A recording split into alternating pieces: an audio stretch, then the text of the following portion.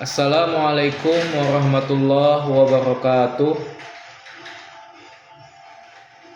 Apa kabar semua anak-anak Bapak? Semoga kalian dalam keadaan sehat walafiat.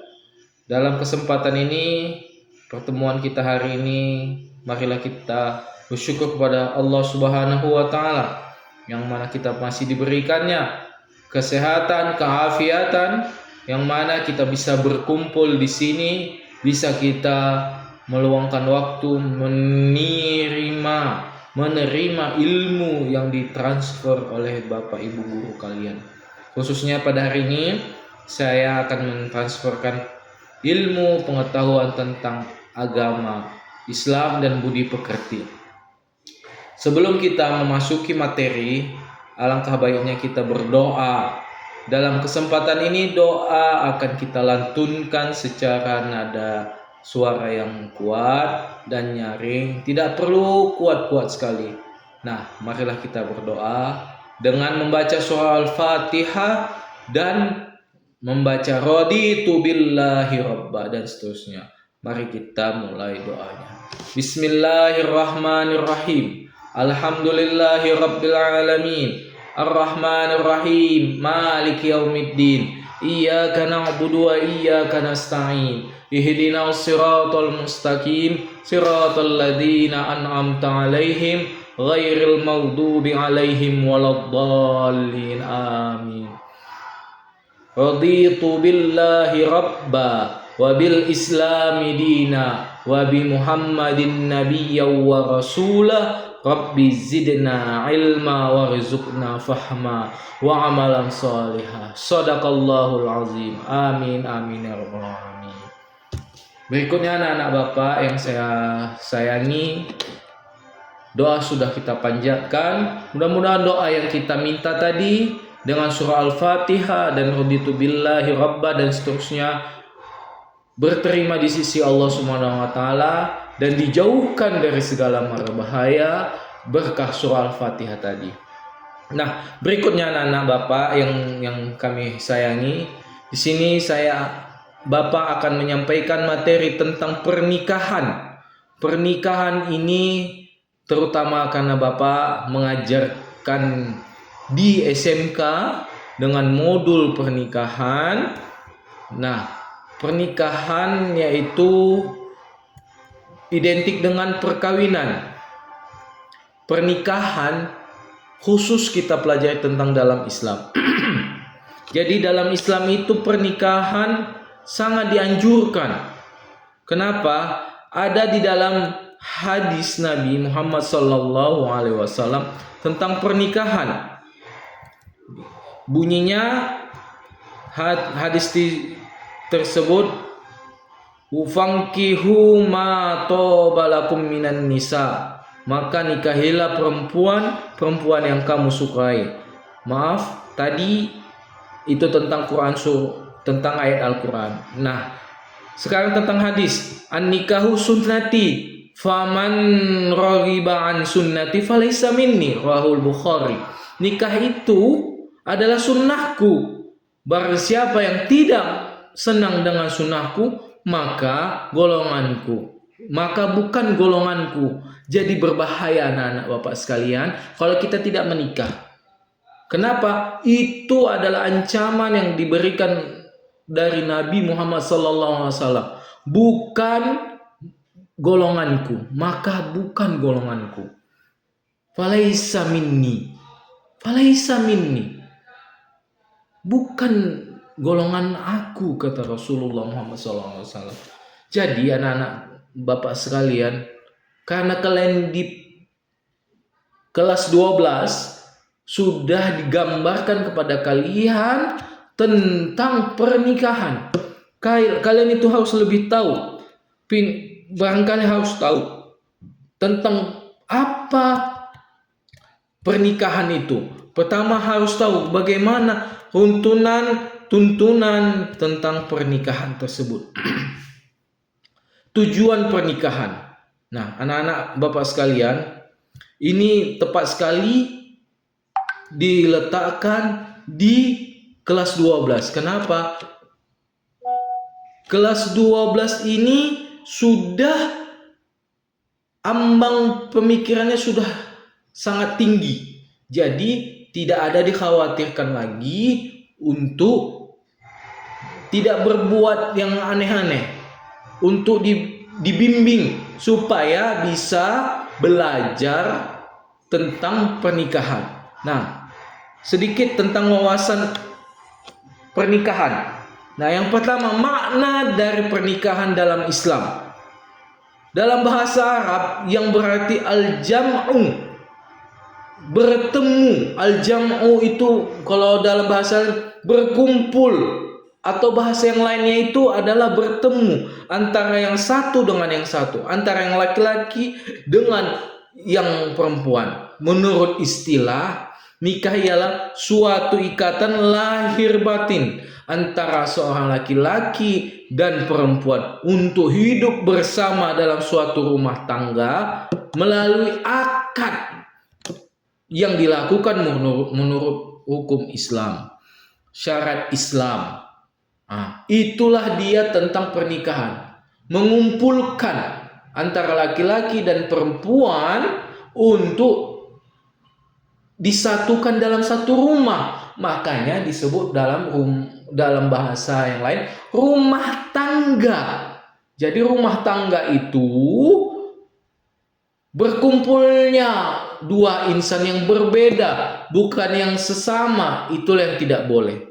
Salah satu tujuan dari pernikahan itu memberantas yang namanya yang sesama. Nah, berikutnya di dalam pernikahan itu harus akil balik boleh dinikahkan. Tapi dalam undang-undang negara kita, pernikahan itu di usia perempuan itu 24 tahun, laki-laki 25 tahun. Itu perbedaannya. Jadi tujuan pernikahan itu yang pertama untuk memperoleh kebahagiaan dan ketenangan. Jadi orang yang sudah menikah itu sudah pasti dia bahagia dan pasti sudah memiliki ketenangan jiwa dan raganya kalau dia sudah menikah. Nah, itu termasuk tujuan pernikahan. Yang berikutnya untuk membina rasa cinta. Jadi kalau cinta itu ada bahagianya sebelum halal dikatakan itu bohong. Yang benar itu sudah ada ikatan halal antara laki-laki dan perempuan. Kemudian untuk melaksanakan perintah Allah Subhanahu wa taala udah pasti itu perintahnya Allah. Fankihu ma tabalakum minan nisa, maka nikahilah perempuan-perempuan yang kamu sukai. Itu adalah perintah dari Allah Subhanahu wa taala. Yang berikutnya tujuannya untuk memperoleh keturunan yang sah. Jadi keturunan yang sah itu harus ada ikatan antara yang laki-laki dan perempuan disatukan dalam pernikahan dalam syariat Islam. Kalau tidak, dia berarti tidak halal, tidak benar. Makanya kalau ada anak di luar nikah itu berat hukumannya. Dia tidak boleh menerima harta warisan dari orang tua biologisnya. Itu dia salah satunya. Berikutnya yaitu adalah rukun dan syarat pernikahan. Ini penting. Baik-baik. Perhatikan baik-baik. Simak baik-baik. Bagaimana rukun dan syarat dari pernikahan tersebut. Pertama, calon suami. Ya, kalau kita mau menikah, jadi calon suaminya itu ada, calon istrinya pun ada. Kalau tak ada, dua-duanya bahaya. Yang kedua, calon istri. Keduanya ada wali. Kemudian yang berikutnya yang keempat adanya dua orang saksi. Saksi yang pertama yaitu saksi dari laki-laki, pihak laki-laki. Yang saksi yang kedua adalah pihak dari perempuan. Yang berikutnya adanya ijab qabul, ada ikrar. Itu berikutnya. Nah, itu tentang rukun. Kemudian syaratnya. Beda rukun, beda syarat. Jadi dua-duanya harus dipenuhi. Rukun harus sesuai. Kalau tidak ada salah satu tidak benar, tidak sah pernikahan tersebut. Kemudian syaratnya yaitu beragama Islam. Udah pasti pernikahan dalam syariat Islam yaitu harus beragama Islam. Pernikahan beda agama itu haram hukumnya. Anak yang jadi hubungan mereka disebut dengan hubungan perzinahan. Yang kedua, atas kehendak sendiri, bukan berdasarkan hutang piutang dia menikah itu, tapi berdasarkan dia suka sama suka. Berikutnya, bukan mahram. Menikah itu bukan karena saudara, kakak, abang, sekandung. Nah, itu tak boleh. Keturunannya dan sebagainya. Panjang ceritanya kalau kita membahas tentang yang mahram. Dan tidak sedang ihram haji. Orang yang sedang haji tidak boleh ada pernikahan. Tidak sah pernikahannya tersebut. Orang yang sedang melaksanakan ibadah haji. Jadi selesaikan dulu rangkaian haji, baru melaksanakan pernikahan. Atau sebelum melaksanakan ibadah haji, pernikahan dilaksanakan. Setelah halal baru mereka melaksanakan ibadah haji baru. Berikutnya yaitu tidak terpaksa. Udah tadi tidak sedang dalam masa iddah, tidak sedang ihram haji atau umroh. Berikutnya mukallaf, Islam, dewasa, sehat akal, laki-laki yang merdeka. Itu zaman dahulu. Nah, tidak fasik. Tidak fasik. Maksudnya tidak fasik itu bagaimana? Orang yang tidak mematuhi perintah Allah. Orang yang suka melanggar perintah Allah itu disebut fasik. Hati-hati kita sama-sama. Dan hadir dalam akad nikah. Jadi kalau mau menikah itu usahakan dia hadir dua-duanya. Yang namanya tadi calon suami, calon istri, adanya wali, adanya dua orang saksi, adanya ijab qabul. Kalau sudah ada hadir semua, maka terwujudlah adanya ijab dan qabul tadi. Ijab dari orang tuanya, qabul yang calon laki-laki. Berikutnya saksi. Saksi itu dalam hadis Rasulullah disebutkan yang artinya tidak sah nikah seseorang melainkan dengan wali dan dua orang saksi yang mukaddah atau adil. Jadi harus benar-benar kita memperhatikan bagaimana saksi tersebut, saksi nikah. Nah, berikutnya yaitu wali nikah. Wali nikah itu terbagi ada beberapa. Yang pertama saya sebutkan wali nasab. Wali nasab ini wali hakim. Kemudian dua ini harus dipatuhi untuk namanya pernikahan. Wali nasab, apa itu wali nasab? Wali nasab yaitu wali yang mempunyai pertalian darah dengan mempelai wanita yang akan dinikahkan. Adapun susunan urutan wali nasab adalah sebagai. Nah, perhatikan anak-anak bapak sekalian. Kalaulah orang tuanya yang sudah bercerai, cerai hidup, orang tua yang laki-laki nggak tahu keberadaannya di mana. Nah, perhatikan keluarga dari ayah kamu. Di mana keberadaan keluarga ayah kamu? Dekati, silaturahim, menjalin, sambungkan tali silaturahim itu. Jangan gara-gara sudah putus antara ayah ibu kita, kemudian ayah kita pergi kemana nggak tahu, tapi keluarga dari ayah kita tidak kita pedulikan atau kita putuskan. Itu salah. Kenapa? Fungsinya adalah untuk wali nasab, untuk wali pernikahan kamu. Kalau tidak ketemu dari orang tua kandung kita, kalau ketemu dengan orang tua kandung kita, bisa kita hubungi. Alhamdulillah, silahkan dia datang untuk menikahkan kamu. Sampai kapanpun kamu tetap orang tua kamu dan anak kandung dia. Walaupun dia sudah menikah dengan perempuan yang lain, tapi kamu menikah tetap dinikahkan oleh ayah kandung kamu yang sudah berpisah dengan ibu kandung kamu tersebut. Ingat pesan dari saya ini. Jangan sampai kamu nanti ketika kamu mau berumah tangga, kamu masih mencari di mana ya, di mana ya, di mana keluarga ayahku, di mana ya orang tuaku. Jangan ada seperti itu terjadi lagi. Kenapa? Ini sudah saya sampaikan, saya ingatkan kepada kamu untuk sama-sama disimpan di memori kamu. Cari keberadaan orang tuamu. Kalau orang tuamu itu sudah bercerai secara hidup, berpisah secara hidup. Kalau berpisah dengan kematian, itu sudah takdir, qadar dan iradah dari Allah Subhanahu wa taala. Itu tidak bisa kita rubah. Itu tidak bisa kita tunda-tunda, itu sudah dari ketentuan dari Allah Subhanahu wa taala. Namun yang kalau bercerai hidup itu masih bisa kita rubah. Masih bisa ada kata bersatu kembali.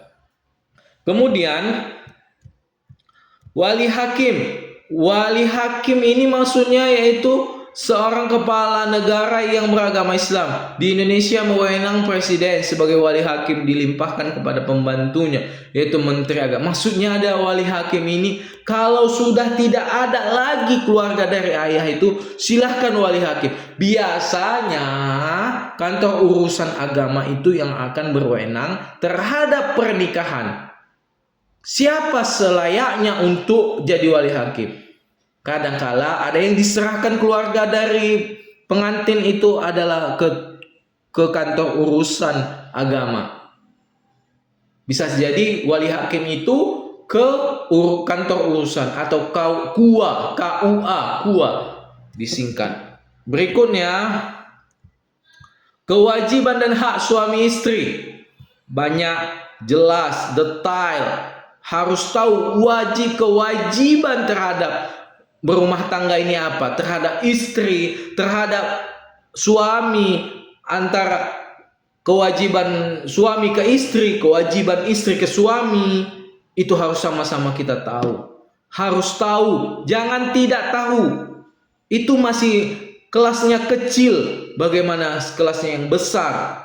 Nah, maksudnya ini adalah bagaimana kamu mengetahui tentang pernikahan, kewajiban suami, kewajiban istri. Itu nanti kita akan bahas lebih detail lagi nanti di fase yang berikutnya.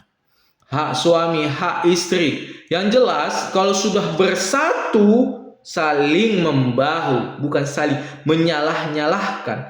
Jadikanlah rumah tangga itu yang namanya sakinah, mawaddah, warahmah. Bagaimana wujudnya supaya bisa terjadi sakinah, mawaddah, warahmah? Nah, wujudkanlah dalam rumah tangga itu adalah ibadah, meningkatkan, menegakkan, aqimus sholat, dirikan sholat. Kalau orang yang sudah sholat di dalam rumah tangga, insya Allah rumah tangga tersebut akan harmonis. Kenapa? Menikah karena Allah, bukan karena nafsu semata. Kalau semata karena nafsu kita nggak tahu. Kalau berumah tangga karena Allah, insya Allah Allah akan mencurahkan yang namanya sakinah, mawaddah, warahmah. Dijauhkan yang namanya di dalam rumah tangga tersebut keributan, yang ketidakcocokan. Insya Allah itu pasti, itu jaminan Allah, dan Allah akan melimpahkan rezeki yang luas terhadap orang yang berumah tangga. Rezeki istri, rezeki anak, rezeki suami itu terwujud, tercipta di dalam rumah tangga tersebut. Nah, anak-anak Bapak sekalian, di dalam rumah tangga ini ada namanya talak. Ini sangat berbahaya. Sangat berbahaya yang namanya talak. Talak artinya lepas. Yang tadi yang namanya al-jam'u menyatu,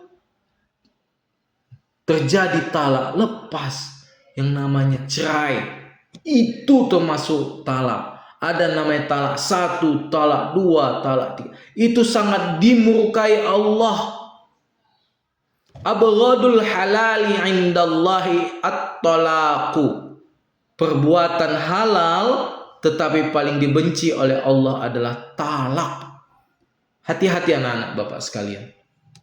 Talak ini memang dibolehkan, perbuatan yang halal, tapi Allah benci. Jangan sampai terwujud di dalam rumah tangga itu. Nantinya ketika anak-anak Bapak berumah tangga nanti 5 tahun, 10 tahun ke depan, jangan ada tercipta di dalam rumah tangga anak-anak Bapak yang namanya talak. Jauh-jauhkan, jangan disebut-sebut. Khusus yang untuk laki-laki, jangan main-main talak. Ku talak kau, itu bisa kadang jatuh talak itu sama istri kita. Kalau sudah jatuh talak, kita tidak bisa aljamu, bersatu lagi. Selamat tinggal, berpisah kita. Nah, bagaimana merujukannya? Datang lagi berurusan dengan kantor urusan agama. Bagaimana menyatukan antara yang sudah ditolak tadi? Berpisah karena bermain-main. Jangan sekali-sekali ucapkan kata-kata tolak itu. Nah, tolak itu banyak sekali jenis-jenisnya. Nauzubillah, kita nggak usah membahas tentang tolak. Tapi ada tolak, ada rujuk. Rujuk itu artinya kembali. Udah dicerai kembali, bersatu lagi. Jangan ada seperti itu. Kasihan kalau kita punya anak, kalau ada terjadi seperti itu. Jangan ada ya anak-anak Bapak sekalian. Nah, mungkin pertemuan kita hari ini sampai sini saja. Nah, banyak lagi yang mau Bapak jelaskan tentang pernikahan ini. Sangat seru, sangat